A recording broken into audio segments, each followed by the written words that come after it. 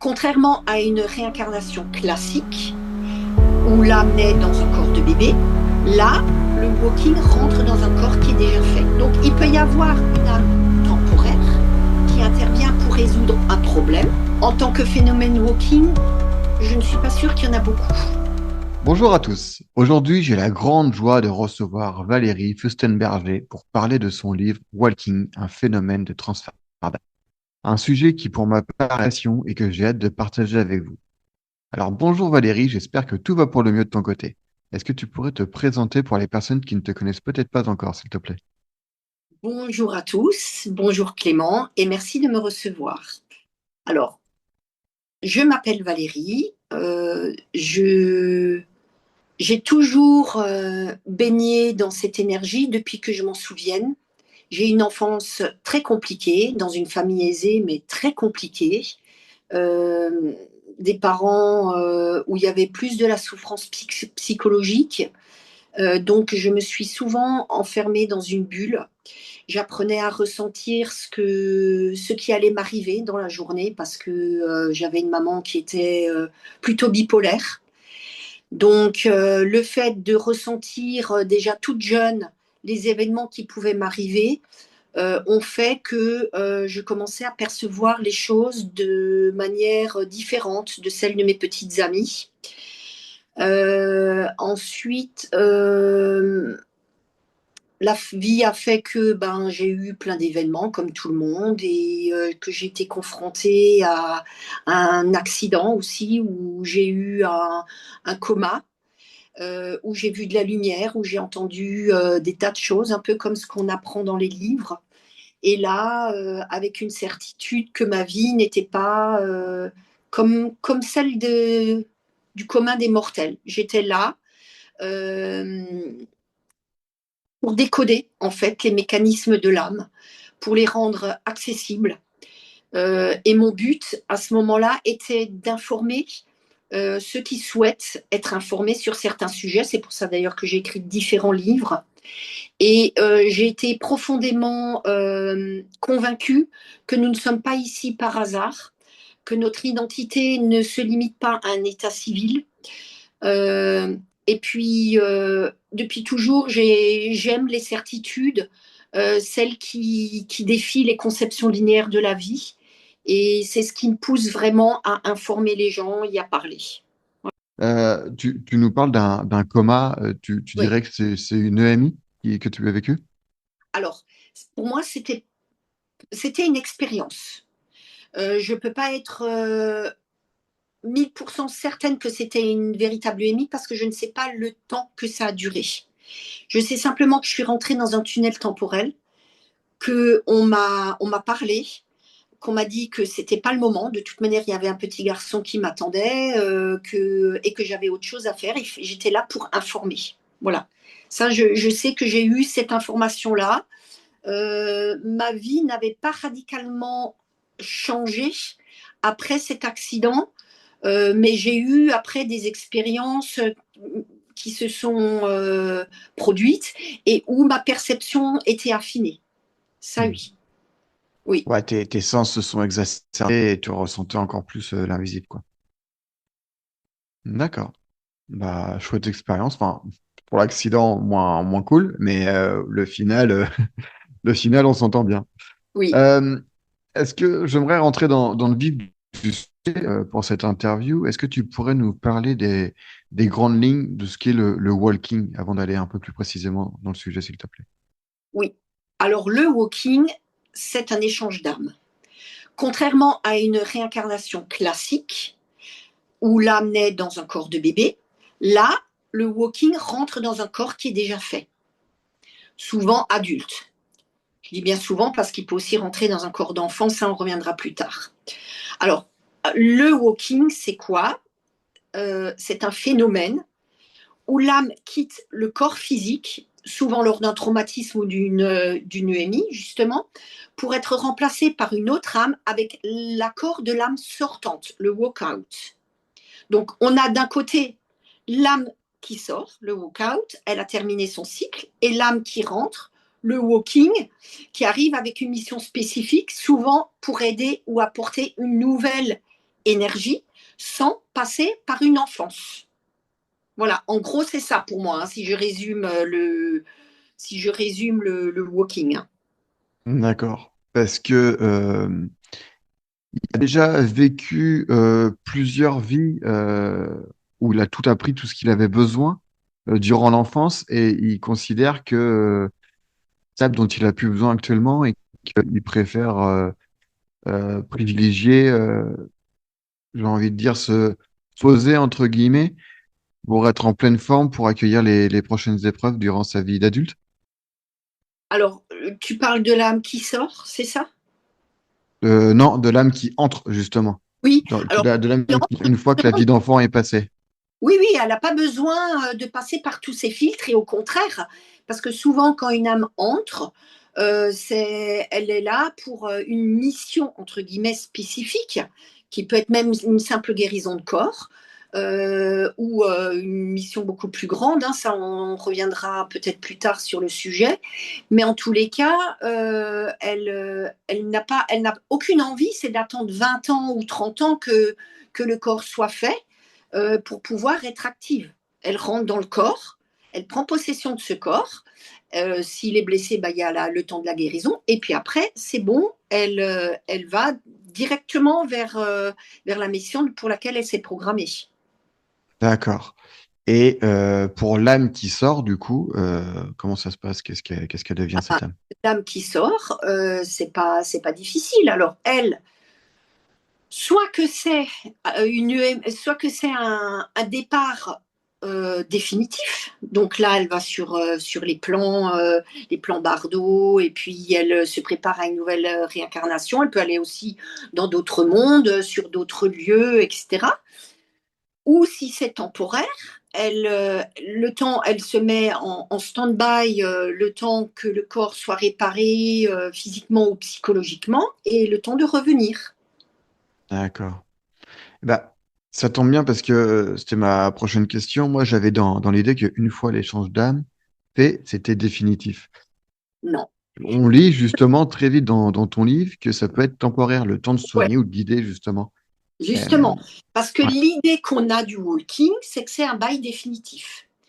Mais en réalité, euh, c'est d'une manière énergétique, c'est tout à fait différent. Il peut y avoir, c'est ce que je te disais, un transfert temporaire ou une cohabitation. hmm, Donc, c'est ce qu'on va appeler un contrat à durée déterminée, hein. Parfois, justement, l'âme d'origine est trop épuisée, elle est fragmentée par un traumatisme, par un accident, et il faut réparer son corps. Donc, qu'est-ce qui se passe? Eh ben, une âme beaucoup plus robuste prend les commandes, stabilise le véhicule physique, soigne les blessures émotionnelles, s'il y a des blessures émotionnelles, et se retire pour que l'âme d'origine revienne. Donc, il peut y avoir une âme temporaire qui intervient pour résoudre un problème, hein, des fois même karmique, hein, ça peut aussi être ça. Et une fois que que l'objectif est atteint, eh ben, elle repart, elle n'a plus de raison d'être. Et il peut même y avoir, ce que je n'ai pas écrit dans le livre, une troisième âme qui rentre. Il peut y avoir des échanges d'âmes, parce que le corps physique, une fois qu'il est réparé, euh, par contrat, peut accueillir encore une troisième âme, une âme encore différente. L'âme d'origine est sortie, elle était trop en souffrance. Une âme robuste est venue, elle a réparé le corps. Et une troisième âme prend un autre rôle et peut rentrer effectivement dans ce corps. Tu vois, il n'y a pas de limite finalement, hein.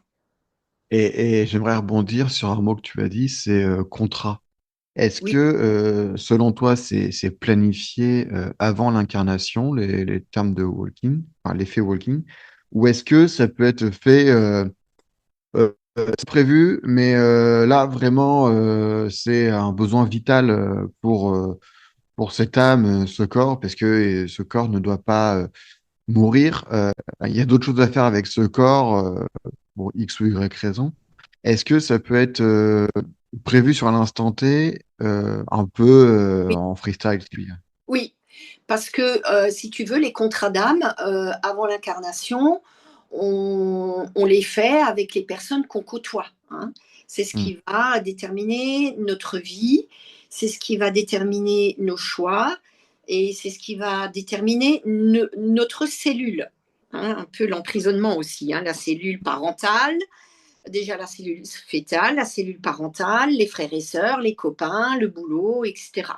Donc là, c'est vraiment des contrats d'âme qu'on a avec ces personnes-là, hein, puisque c'est comme ça qu'on va évoluer et que l'âme, enfin, va faire ses expériences. Le walking, c'est pas pareil. On va faire ce contrat, ce dit contrat, au moment où l'âme ressent vraiment qu'elle n'est plus en capacité de continuer.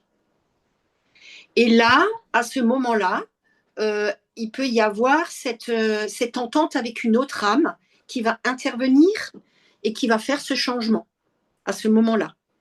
C'est pas prévu avant l'incarnation. Il peut y avoir, ça peut être prévu, mais dans la majorité des cas, ça ne l'est pas, puisque le but de toute âme dans son évolution, c'est d'aller jusqu'au bout de son expérience. On est d'accord, ça peut Voilà. être prévu parce que c'est une expérience à vivre absolument, Oui, comme ça peut être fait un peu oui, au dernier oui, si moment. c'est Ok. alléger la souffrance et pour que si c'est vraiment un transfert temporaire, pour que l'âme respire un peu, on peut mettre, une âme peut dire, ah bon, attends, là, je prends le relais pendant quelques mois, quelques années, toi, tu te mets en stand-by, tu reviendras une fois que tout va mieux. Une autre question que je me pose aussi, est-ce que l'âme qui est en train de le walking a conscience la place d'une autre âme, même que ce soit voulu, parce que c'est toujours voulu, il arrive, euh, est-ce qu'il en a conscience ou est-ce que lui, il se pose la question, qu'est-ce que je fais là? Je Non, comprends pas, non, je il connais a pas cette conscience. personne. Il a conscience. L'âme a la conscience qu'il y a ce changement. C'est un accord, hein.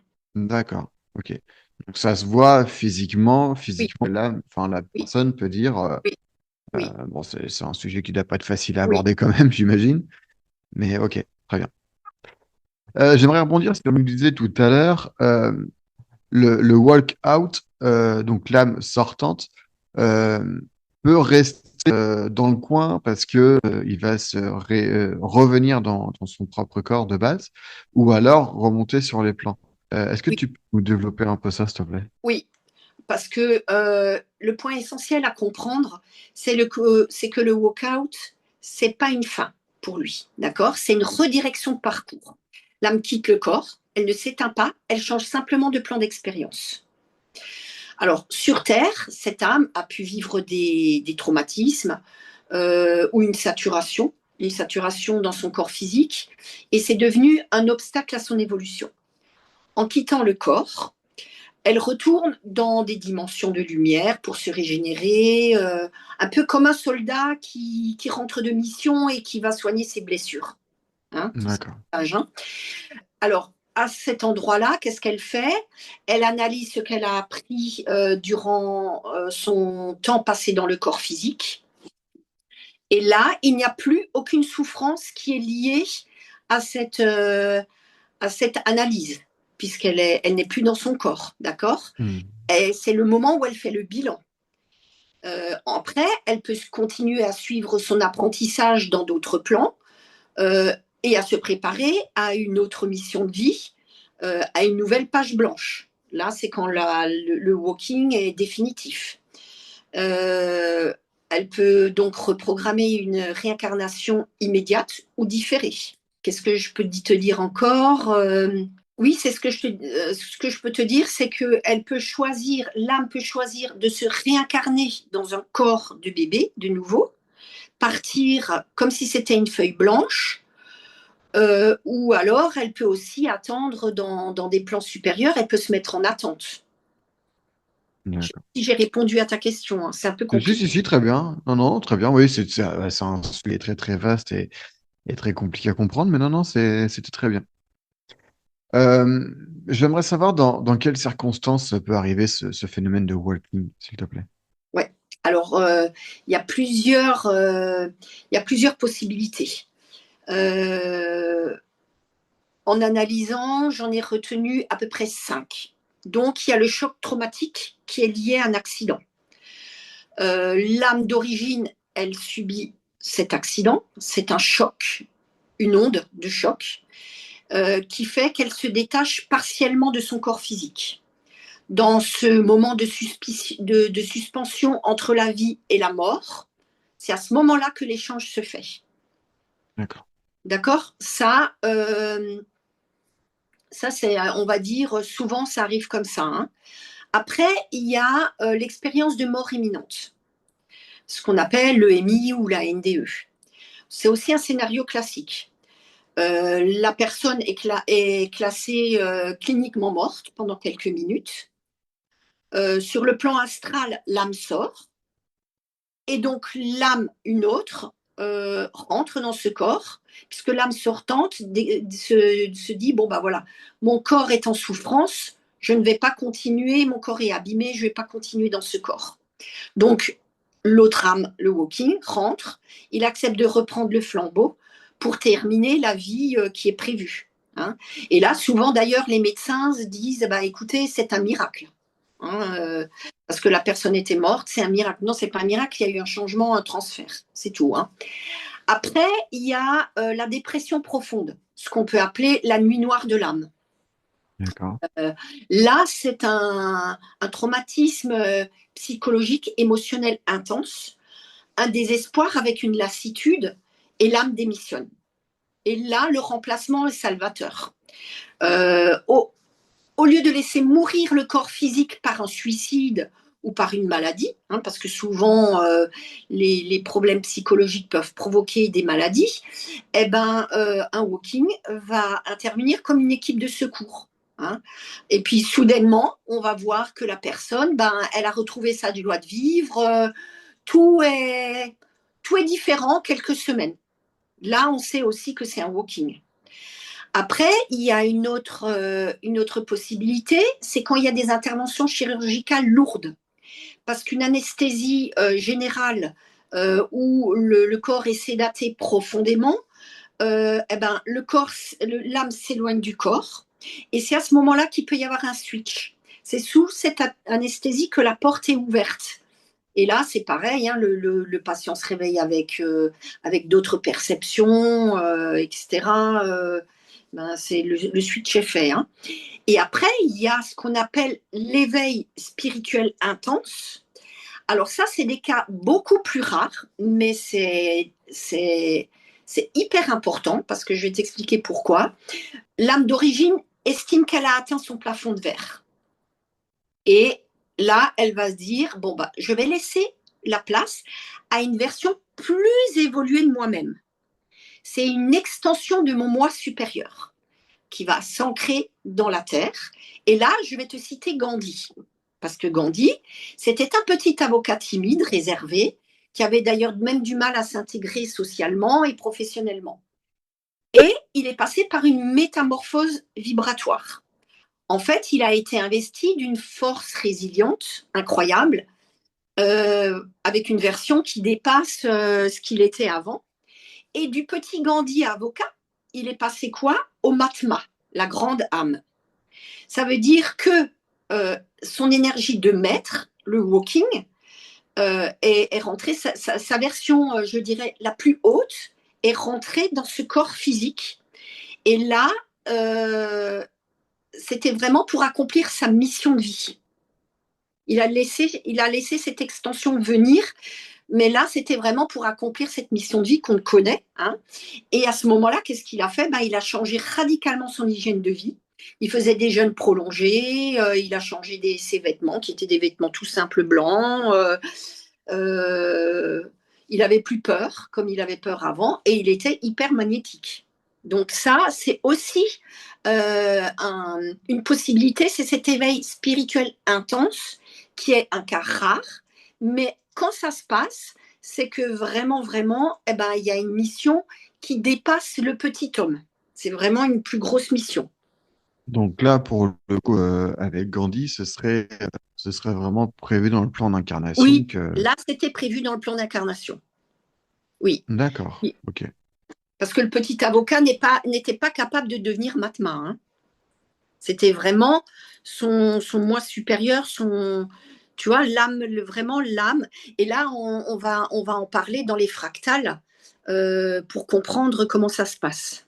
On a tous ce moi supérieur qui est là-haut, qui pourrait, si c'est prévu dans le plan d'incarnation, bien évidemment, parce que comme tu le dis, c'est très très rare, qui pourrait avoir le même effet qu'avec Gandhi, avec Oui, tout à chacun, avec le voisin ou les collègues. absolument, absolument. Oui, c'est donné à tous, tout à fait. Ok. Ouais, c'est pas parce que son âme est beaucoup plus évoluée de base que. Il n'y a pas, y a pas de plus. Tout le monde est Ok. pareil. On est tous Dieu, on est tous divins, hein. Donc, il faut Ouais. juste prendre conscience, d'accord? Donc, il y a pas de plus ou de moins, hein. Très bien. Bah, c'est une bonne nouvelle pour chacun. On le dit souvent sur Cass, mais c'est vrai que c'est bien de le rappeler. On est tous au même niveau. Il y a de... On est tous au même niveau. C'est l'état de conscience dans l'ici et maintenant qui change la fréquence. D'accord? D'accord, ouais, parce que sur les plans supérieurs, il n'y a pas de différence. Non, C'est là où non. je voulais en venir. Oui, oui, absolument, je confirme. Très bien, bah, je te remercie beaucoup. Justement, j'aimerais nous parler des fractales de l'âme, s'il te plaît. Oui. Alors, les fractales, c'est quoi? Alors, c'est une forme qui, au moment où on la divise, produit des parties qui sont une copie réduite de la forme initiale. D'accord? Ça, Ok, c'est fractal. Hein. Elles sont des copies du patron, mais elles ressemblent au patron, mais en plus petit. Alors, ça signifie quoi? Ça signifie que notre âme individuelle est juste une petite partie d'une âme beaucoup plus vaste qu'on appelle le moi supérieur. Et c'est ce qu'on disait avant pour Gandhi. Une fractale possède la totalité du code génétique spirituelle de l'âme d'origine. Parfois, elle explore des facettes différentes dans les expériences, euh, parce qu'on peut aussi parler d'extension d'âme, d'accord, dans les fractales. Hein. Tu peux avoir une fractale qui est ici en 2026, une autre qui est dans le passé, une autre qui est dans un autre plan vibratoire. Mais toutes ok, ces fractales communiquent entre elles. D'accord? D'ailleurs, tu peux ressentir des choses qui appartiennent pas à ton âme là, mais qui appartiennent à une autre extension, à une autre fractale ailleurs. Hein. Euh, Qu'est-ce que je peux te dire encore? là, tu nous parles des fractales qui sont, si j'ai bien compris, tous sur le même plan terrestre. Oui, Passé, ou présent, même pas dans, seulement. oui, ou même dans des plans de lumière. C'est là où je voulais en venir, mais est-ce que ça peut être, par exemple, sur une autre planète Oui, complètement? bien sûr, on D'accord. peut. Parce que finalement, euh, dans l'unité, on peut être partout. La planète Terre est un champ d'expérience, mais il y a d'autres planètes où on peut faire d'autres expériences. Et si tu veux, la fractale, c'est ça, hein, elle peut être, enfin, il peut y avoir une fractale qui est ici maintenant, une fractale qui se trouve sur Orion, etc., et une autre qui est carrément encore dans un autre espace-temps. Tout est possible. Dans l'expérience, tout est possible. Très bien. Ouais, il y a vraiment pas de limite de distance, de plan. Non, C'est c'est passionnant. un peu comme une équipe de relais, où il y a la première fractale qui fait son temps, elle est un peu épuisée. Après, il y a une autre fractale qui vient du moi supérieur, qui se dit, bon, allez, là, moi, je suis un peu plus fraîche, j'ai des compétences différentes, je vais aller dans ce corps pour continuer la course et le faire un peu différemment. Et ça explique aussi pourquoi certains walking conservent une partie de la personnalité d'origine, c'est la même source, mais avec une fréquence différente. D'accord. Ok. Très bien. Ouais, c'est passionnant. J'adore. Je pourrais en parler pendant des heures de ces fractales. C'est fou. En fait, tu vois, Euh, moi supérieur apprend beaucoup plus vite en vivant des vies simultanément qu'en les vivant une après les autres. C'est ça le truc. Hein. Ouais, c'est un peu comme si, ce que j'aime bien donner des images claires et concrètes dans le reste, c'est un peu comme si on avait un travail de 8 heures à faire. Si il y a un être humain qui le fait tout seul, ça va lui prendre 8 heures. Mais s'ils sont deux, ça va prendre 4 heures et ainsi de suite, ça réduit le temps. Ouais, oui.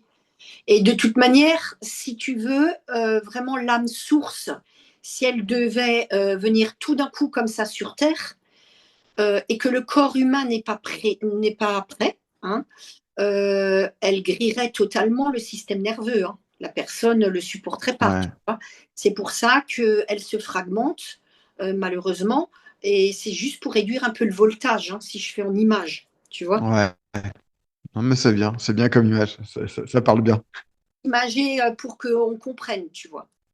Je vais revenir sur les walking temporaires et tu nous dis que il y a des changements d'habitude ou même le fait de savoir lire ou écrire et parler une autre langue du jour au lendemain. Alors moi, ce que je comprends par là, c'est que l'âme qui vient dans le corps, elle vient avec tout le savoir qu'elle a accumulé du temps. Oui. Alors, si tu veux, l'âme qui rentre possède déjà un savoir qu'elle a acquis soit dans d'autres vies, soit dans les plans vibratoires. Et là, elle fait face au filtre du cerveau biologique. D'accord. Ça, c'est déjà pour commencer. D'accord. Donc, l'âme apporte ses talents, sa sagesse, sa force morale pour laquelle elle vient. Et si tu veux, les langues, par exemple, sont des compétences techniques. On parle de xénoglossie, hein, je crois, hein, quand on parle de plusieurs langues, hein. Alors, si tu veux, dans ce cas-là, l'âme n'utilise pas les zones de la mémoire classique du cerveau. Elle les télécharge. Elle télécharge l'information depuis les annales akashiques ou la mémoire. Tu sais un peu ce que c'est les annales akashiques.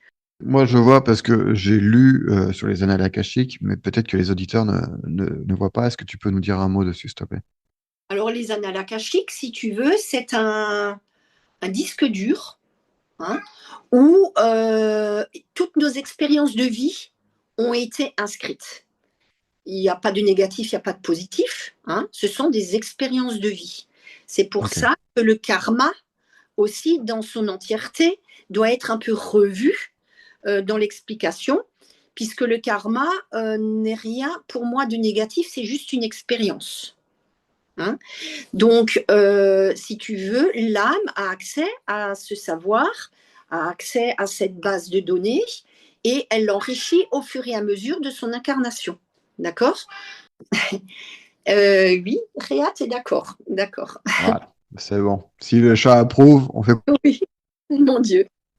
Alors, lorsque l'âme hautement évoluée, par exemple d'un walking, entre dans un corps, elle occupe donc ce nouveau corps et elle peut le reprogrammer temporairement ou définitivement, mais quand elle le fait, elle reprogramme les circuits neuronaux.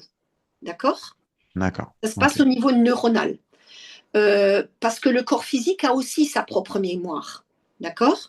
Donc, si le walking a utilisé, par exemple, le cerveau pour parler une autre langue, il a créé de nouvelles connexions. D'accord. Mhm. Et lorsque l'âme originelle revient, s'il y a un retour, ce qu'on va aussi appeler le wallback, d'accord, l'âme revient, elle peut retrouver un véhicule qui a été remis à jour. Je ne sais pas si Ok. c'est un peu compliqué. Donc, elle garde la compréhension de la langue, même si elle ne le parle pas couramment. Elle peut garder aussi des habitudes de santé, des goûts alimentaires qu'elle n'avait pas avant. D'accord. Ouais, c'était ma question qui suivait. Est-ce que ça laisse des traces ou parce que cette personne-là, est-ce que, comme tu dis, elle va la comprendre mais pas forcément la parler, la langue, et elle va garder aussi des habitudes alimentaires, comme tu dis. Et Oui, en fait, ça va laisser des traces d'un passage oui, d'âme qui était là. oui, ça laisse des traces puisque cette nouvelle reprogrammation est inscrite aussi dans les annales akashiques. Donc forcément, l'âme qui revient, eh ben, elle est reliée à cette annale akashique. Elle est reliée énergétiquement. Donc elle va forcément avoir accès à ce nouveau téléchargement. même Et si elle ne pour, le comprend pas forcément, mais oui, elle peut avoir des goûts qui vont avoir changé, etc. et puis pour le coup, est-ce que ça va lui faciliter, pour rester sur l'exemple de la langue, est-ce que ça va lui donner des facilités pour l'apprentissage de cette langue? Oui, absolument, D'accord, absolument. ok. Euh, Tu nous parles de walking extraterrestre. Alors, nous n'allons pas citer tous les exemples Oui. d'IT présentés, mais j'en ai sélectionné un au hasard et j'aimerais que tu nous parles des les lyriens, s'il te plaît. Alors le lyrien, c'est vraiment un bon choix parce que parler des walking lyriens, c'est parler de nos origines. Parce que la lyre a fait partie des architectes du moule humain. Alors, quand on a une conscience lyrienne, quand une conscience lyrienne prend possession d'un corps humain, enfin, j'aime pas le mot possession, mais enfin, quand elle s'incarne dans le corps humain, Ah, c'est c'est, vraiment pour comprendre. Ouais. oui, c'est pour nous rappeler notre propre grandeur, notre capacité à Mm. créer et à rester équilibré et la liberté aussi, la liberté, parce que la lyre, c'est la liberté aussi. Ensuite, il faut savoir, c'est que les lyriens ne viennent pas ici pour nous sauver. Ils viennent pour nous apprendre et à réapprendre qu'on est les maîtres de notre propre destin. Euh, donc, quand on parle de lyriens, moi je te parle essentiellement de ceux qui viennent de Vega de la Lyre, hein, parce que c'est vraiment ceux-là qui ont impacté la planète Terre. C'est aussi ceux qu'on a aussi appelés les anciens ou les gardiens du savoir. Ils étaient un peu décrits, enfin ils sont décrits comme des grands êtres avec la peau claire et des traits un peu félins. Ils ont une énergie de souveraineté, donc de justice et de liberté. Et ils sont donc les bâtisseurs de notre civilisation. Il n'y a pas eu qu'eux, mais il y a eu eux aussi. Euh, ils, euh, Ils ont comme mission, s'ils viennent dans un corps, c'est pour aider la restructuration sociétale. Ils viennent souvent pour aider l'humanité à repenser les systèmes politiques, l'éducation, la science, etc., en injectant leur éthique à eux. Euh, Leur présence vibratoire aussi, des lyriens, c'est ils agissent un peu comme des aimants. Ils réveillent les codes dormants dans notre propre ADN. Alors, si il y a un walking lyrien, on le remarquera parce que la personne, elle est beaucoup plus calme. Elle est naturellement calme. Elle ne cherche plus du tout à dominer ou à inspirer parce que le lyrien a une responsabilité parentale envers la terre. Il est là pour protéger son jardin, donc il est aussi là pour protéger la personne et tout ce qui entoure. Il est très bienveillant. Donc le choix, il est bon, hein, le choix lyrien, hein. On aurait été plus dans la guerre avec l'Orion et on aurait été différente avec d'autres extraterrestres, hein. Oui, parce que là, c'est les lyriens qui ont façonné le moule, comme tu dis, Oui, mais si ce sont d'autres E.T., comme tu dis, oui. Orion, ça aurait peut-être pas été la même chose. Non, c'est pas la même fréquence. C'est pas du tout la même fréquence. Et Orion, encore, ça dépend d'où tu viens d'Orion. Il y a des endroits qui sont très lumineux, il y en a qui sont très guerriers. Et puis après, tu as tous les extraterrestres. Ben oui, il y en a qui sont d'origine de basse fréquence, hein, comme les Dracos, les petits gris, etc., hein. Hmm. Maintenant, je n'ai pas eu connaissance d'un walking Dracos ou petit gris ou tout de ce genre-là, hein. Je n'ai pas D'accord. cette information-là. En tout cas, ça existe peut-être, mais je n'ai pas eu cette info, hein. Et justement, c'est une question qui me vient d'un coup. Selon toi, bon, on va parler de la France parce que on vit en France, mais ça peut être dans le monde. Est-ce que tu penses que c'est un phénomène qui est extrêmement rare, c'est-à-dire il y en a, ouais, je dis une bêtise, entre 1000 et 10 000 sur toute la planète, ou tu crois que c'est beaucoup plus fréquent qu'on ne le pense? Alors, en tant que phénomène walking, je ne suis pas sûre qu'il y en a beaucoup. Parce que, encore une fois, ça dégage une mission derrière. Par contre, en tant que channeling, oui, tu peux avoir un extraterrestre lyrien, par exemple, qui contacte un médium pour donner des informations. Les Arthuriens aussi, il y en a beaucoup. Les Pléiadiens, il y en a beaucoup. Il y a beaucoup de collectifs qui contactent les terriens via des channels, d'accord? Mais ça, c'est autre chose, hein. C'est pas un phénomène walking. Le phénomène walking, c'est beaucoup plus rare parce que ça veut dire que derrière, il y a une mission, vraiment. On va D'accord. pas venir là juste pour réparer un corps et repartir, hein.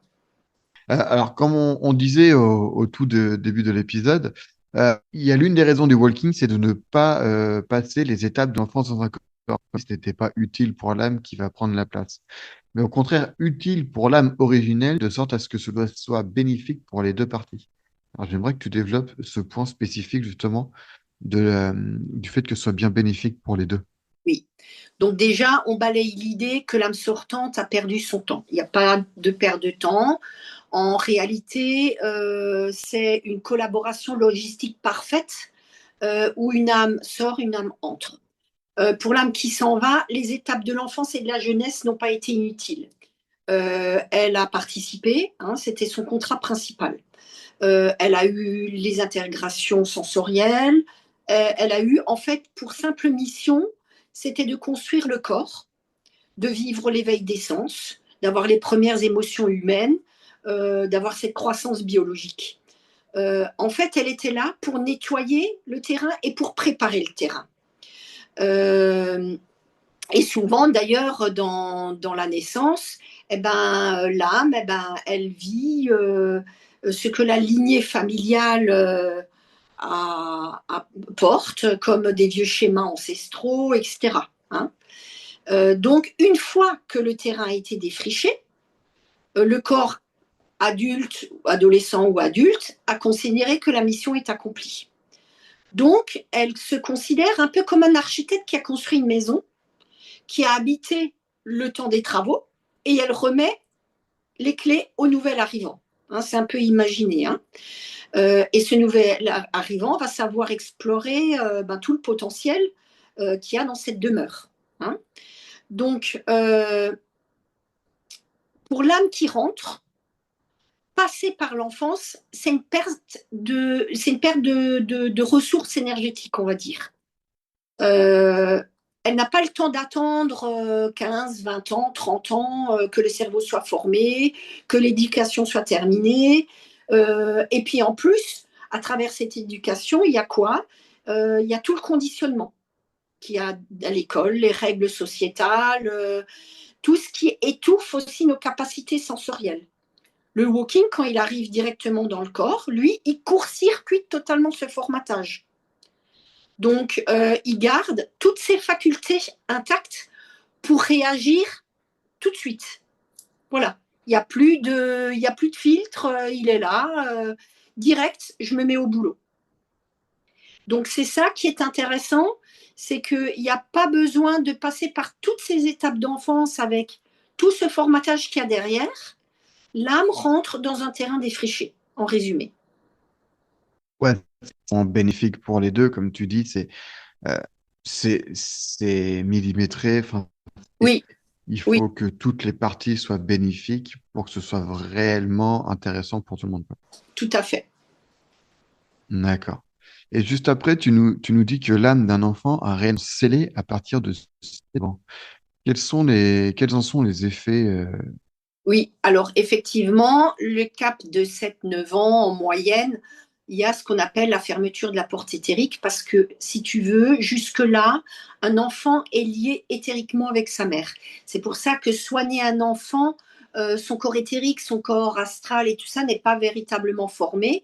On peut soigner la maman et il y a une répercussion sur l'enfant. D'accord? Ça, c'est déjà important. Euh, Si tu veux, pour imaginer, avant les 7, 9 ans, l'appartement est en travaux, d'accord? Et l'occupant, ici, peut changer facilement. Donc là, le walking qui rentre entre les 7, 9 ans, lui, c'est tout facile, d'accord? Après les 9 ans, le bail est signé, les murs sont peints, et là, le nouvel arrivant devra composer avec la décoration et les meubles qui restent dans l'appartement, hein. Donc le cap des 7, 9 ans est souvent le moment où l'ancrage dans la matière est presque achevé. Avant, eh ben, la connexion avec l'âme est beaucoup plus lâche. Durant cette période, les échanges d'âmes sont très fluides, moins traumatisants. Il peut y avoir des réajustements d'âme qui se font rapidement. D'ailleurs, on voit bien, les enfants souvent parlent de certaines choses, les parents des fois ne comprennent pas. Il peut y avoir ces échanges d'âme très fluides. Hein. Après les 7-9 ans, l'enfant s'ancre dans le moi qui devient le jeu. Et c'est pour ça que quand il y a un walking qui se fait après cette date-là, c'est beaucoup plus violent parce que il y a besoin d'un accident ou d'un événement pour que l'âme puisse sortir. Hein, il faut qu'il y ait une fissure finalement, une fissure dans le scellement pour que l'échange soit possible, hein, suivant la fréquence qu'on a. Hein. Moi, je vois par exemple, mais des fois, ils font coucou dans le vide. Oui, il l'a. Ils sont vachement connectés. Ouais, Ils voient des personnes, je pense, et jusqu'à 7 9 ans, j'ai toujours entendu dire ça. On appelle ça aussi l'âge de raison. C'est là où on se coupe un peu oui. plus de tout ça, non? Oui, parce qu'on a plus de copains, parce que notre intérêt est différent, mais on ne perd pas notre capacité d'être des passeurs d'âme si on est des passeurs d'âme. Hein. On l'oublie parce que, ben oui, on se structure, mais après, dans le temps, quand la structure est faite, l'enfant peut de nouveau revenir à ses connexions de passeurs d'âme, par exemple, si tes enfants ont Hmm. ça. Euh, D'ailleurs, un enfant qui a 7 ans peut modifier aussi encore sa personnalité qui est en formation. Hein. Il y a tout qui est encore fait. Hein. Après le scellement, si tu veux, la poterie, elle est cuite. Hein. D'accord. C'est euh, ça. c'est la personnalité, le walking arrivera dans une structure qui est un peu plus rigide. D'accord. Que si c'est un enfant. Hein, Hmm. parce qu'un enfant n'a pas d'empreinte karmique très lourde, à moins qu'il soit venu avec un très gros karma, entre guillemets, hein, puisque je remets le mot karma entre guillemets, et qu'il était là pour régler quelque chose d'hyper important. Hein. Mais autrement, voilà, s'il n'y a pas de dette karmique là, grave, ou ben, l'enfant, il n'a pas d'attachement comme l'aura un adulte. Hein, donc, il n'y a pas de traumatisme, tu vois. D'où d'où aussi le fait qui est très important dans l'éducation de ce que tu dis que la personnalité se scelle, si je puis dire, Oui, à cet âge-là. oui. D'où ce qui est très important dans l'éducation, de donner de l'amour, de donner de la bienveillance Mais c'est pour obligé. la structure future Oui, de l'être à venir. obligé. Obligé si on veut que ce soit un adulte responsable, il faut qu'il grandisse justement dans cette structure-là. Quand il y a beaucoup de violence, ben, l'âme a d'autres expériences et peut dévier aussi de son choix initial. Hein. C'est beaucoup moins facile pour elle. Oui, parce que finalement, toujours le, le libre arbitre, mais c'est un peu délicat là, parce que c'est avec ce que vit l'âme, mais le libre arbitre fait que tu peux faire des choses, mais finalement de dévier totalement et d'aller à gauche au lieu d'aller à droite, quoi. Oui, et puis encore, a-t-on vraiment le libre arbitre dans la matrice dans laquelle on vit, hein.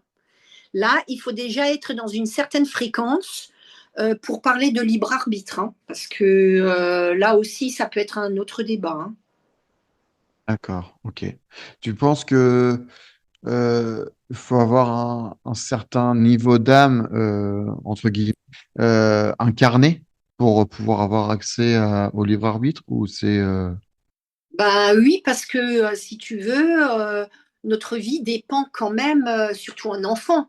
Ça va dépendre de ses parents, ça va dépendre de toute la structure sociale qu'il y a autour. L'enfant n'a pas vraiment de libre arbitre. Hein.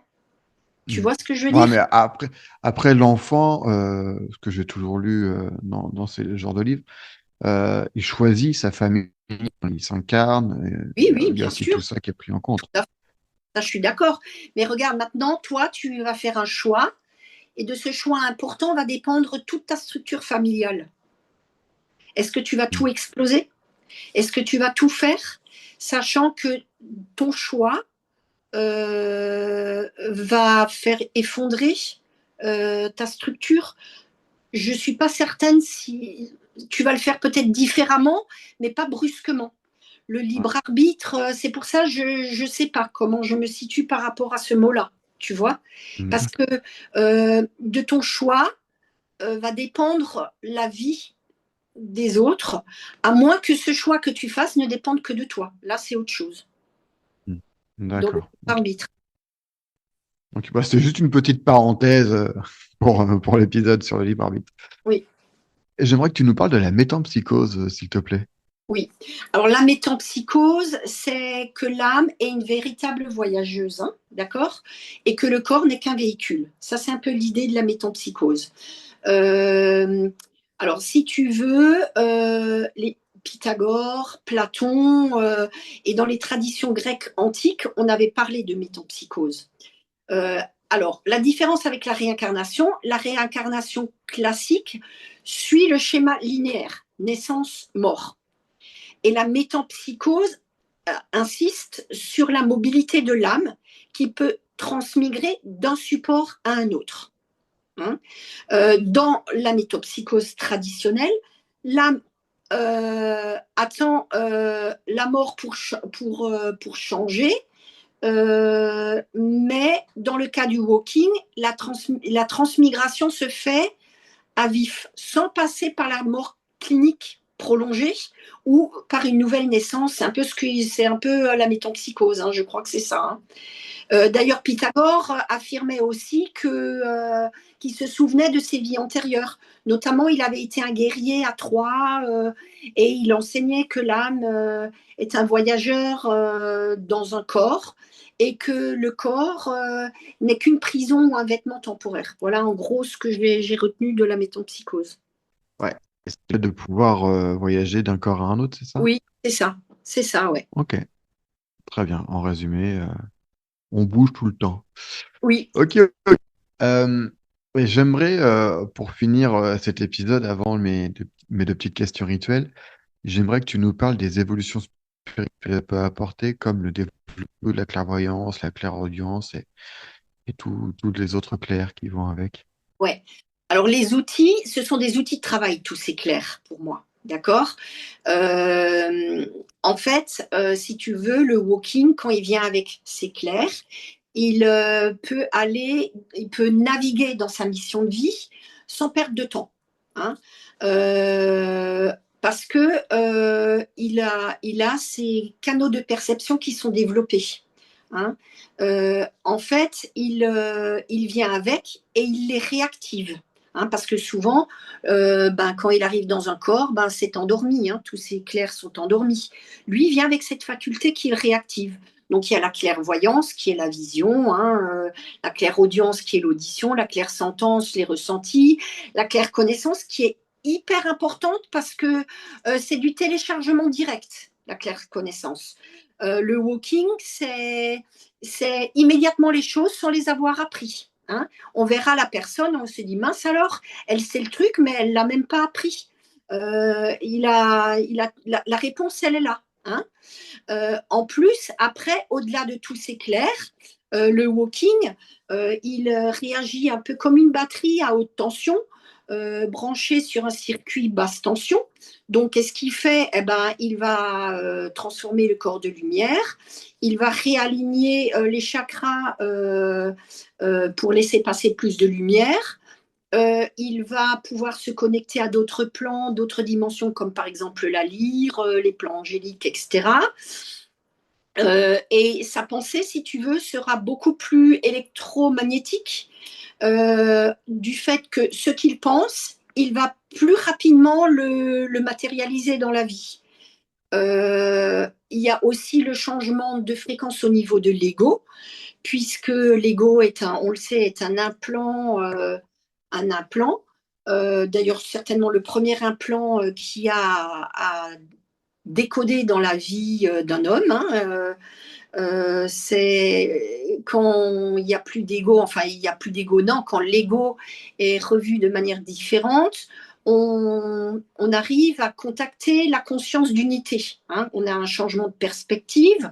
Donc le walking, lui, il ne se sent plus séparé des autres. Il peut voir le divin rapidement dans le tout.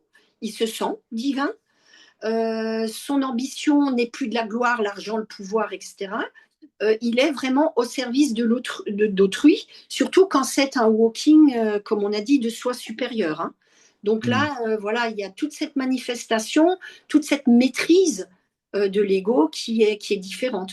Donc il y a ce changement de perception qui ne se fait pas qu'au niveau du déclair, mais au niveau ben, voilà, de l'ego et d'autres, des chakras qui sont réalignés, la lumière qui rentre, etc.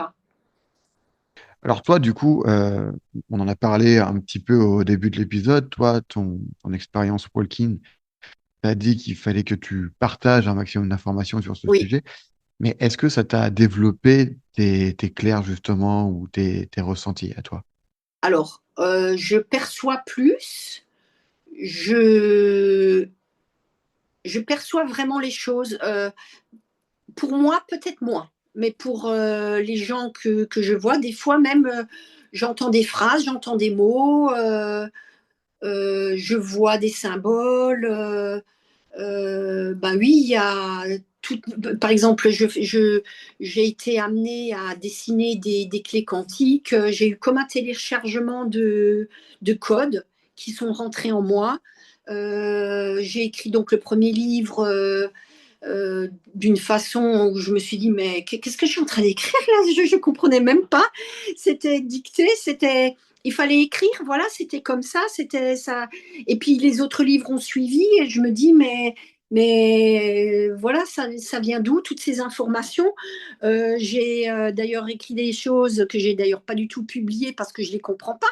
Je suis pas du tout scientifique, mais j'ai eu des informations hyper scientifiques, mais je sais pas quoi en faire pour l'instant. Donc, j'ai pu aller, oui, sur d'autres plans. Les galactiques, contacter les galactiques. C'est pour ça que j'ai écrit aussi Reconnexion galactique et retour à l'unité des mondes, parce que, bah oui, bah, j'étais emmenée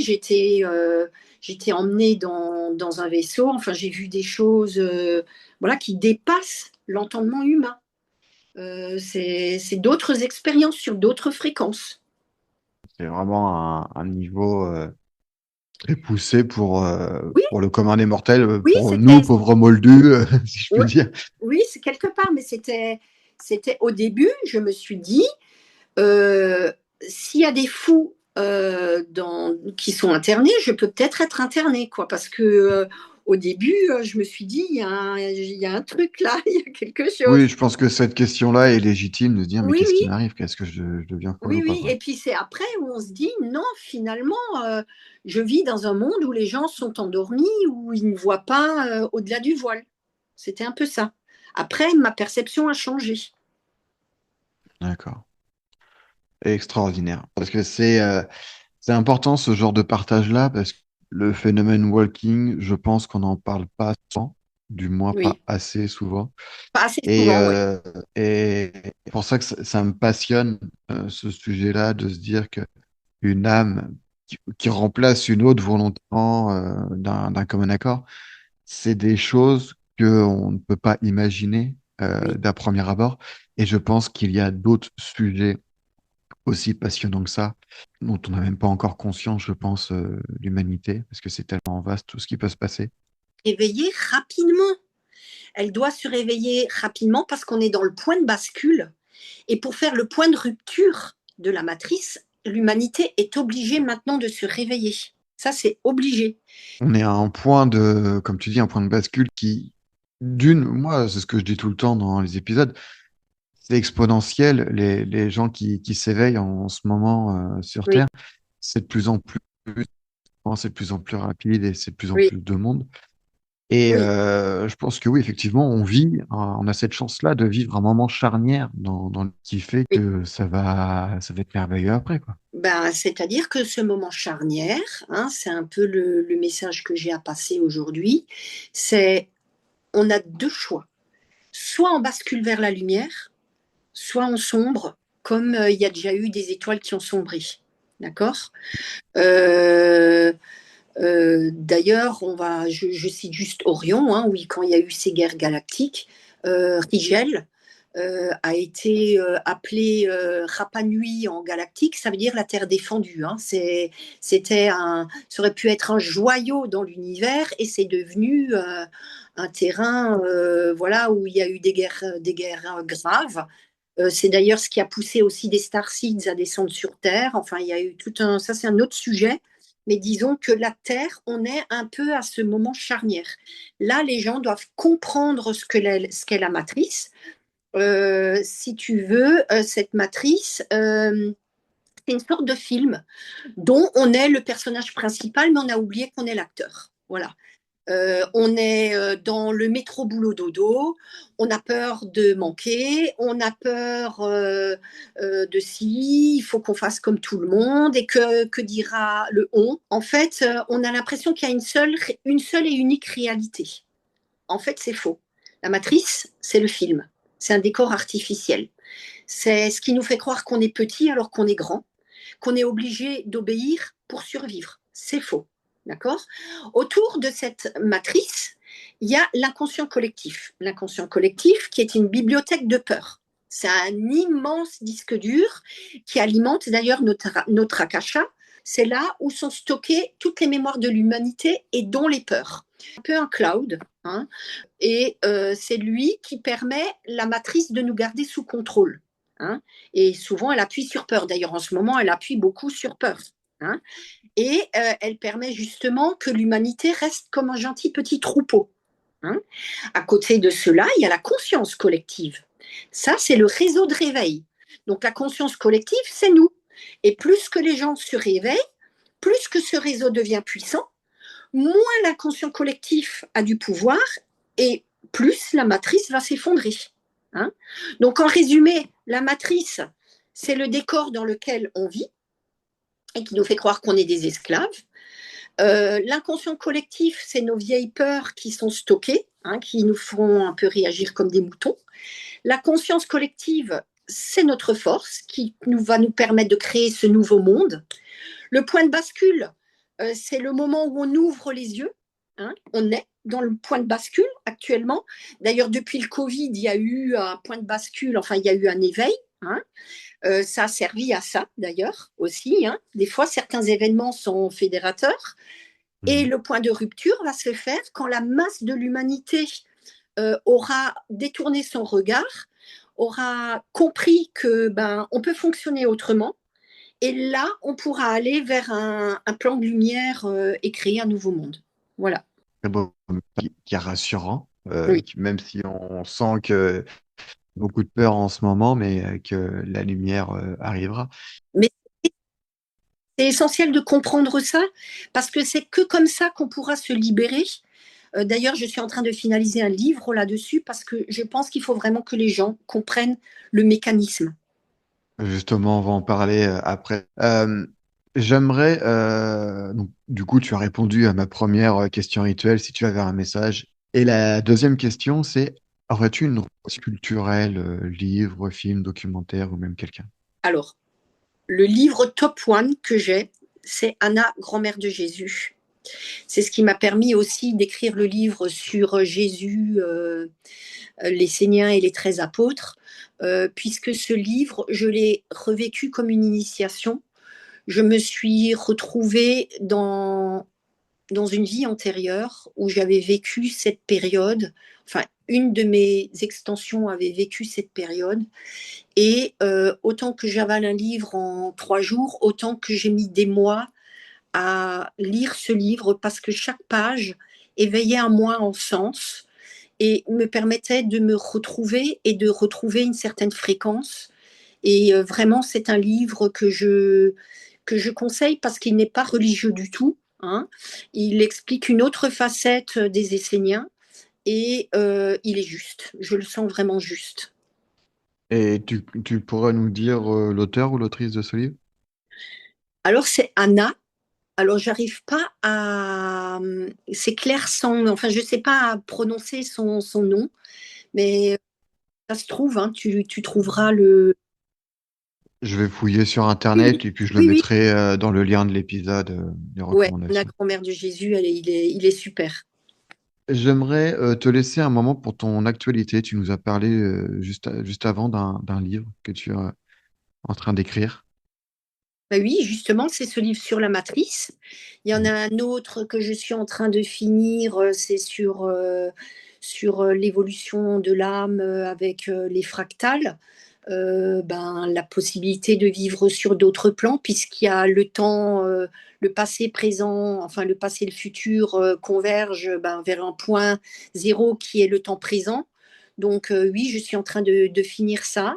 Et puis, ben, le livre que je recommande, c'est aussi Jésus, les Seigneurs et les 13 apôtres, où il y a tout le développement ben, de la vie de Jésus et surtout de Marie-Madeleine, qui a été vraiment une initiatrice, qui a été sa parraine, puisqu'elle a été, elle a vraiment vécu à côté de lui, elle voyait les choses bien avant les apôtres.